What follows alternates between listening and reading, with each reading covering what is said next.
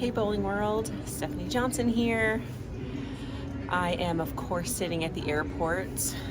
There's my plane. I am going home for probably about 36 hours in between Rockford and the Queens. It's Mother's Day, so I'm gonna go home, spend some time with my family, kind of recharge before the Queens. But yeah, so we're gonna just recap my Rockford Open event this past weekend. I was super excited to come back here. My last title was won here a couple years ago. Just a very special center. I won, like I just said, my 4th title here, and my coach in college won her US Open here. We bowled on the same lanes, so just a pretty cool memory that I have, and just a lot of history here at Cherry Bowl.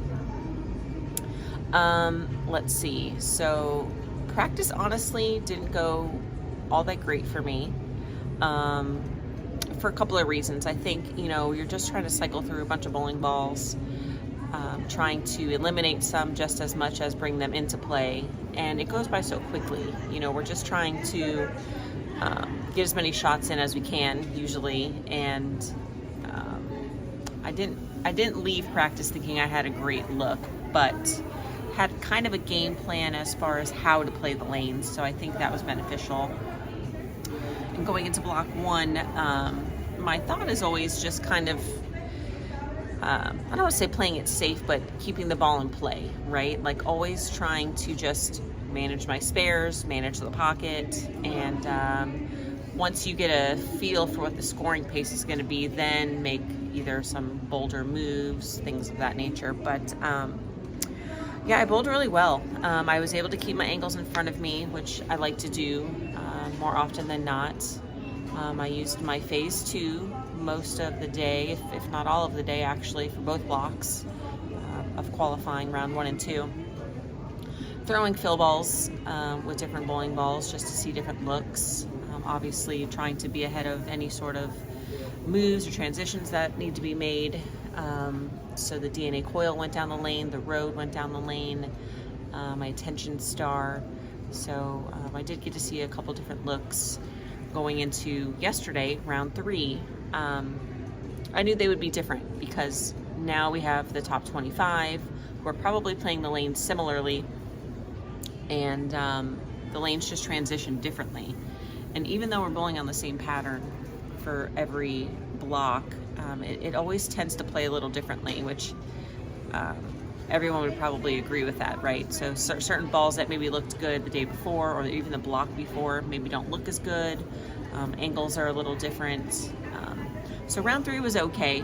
I mean, I had a little bit of a buffer to stay in the top 12, but I didn't bowl great. Had some good shots, had some bad shots, got some lucky shots along the way, but obviously that's bowling, so made it to the top 12, which is awesome. I think I was 4th going into the block, and then I fell to 9th. I just never really got comfortable.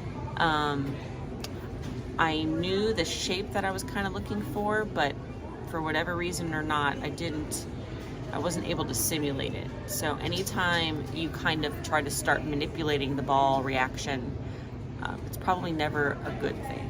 So I was trying to create something that I wasn't really comfortable with, and I just really couldn't repeat shots. So I think I finished 35, 36 pins out of the show, which in all actuality, when you look at that over 24 games, you could find 36 pins anywhere, probably in just fill balls alone. But obviously looking back is always easier sometimes than being in that moment.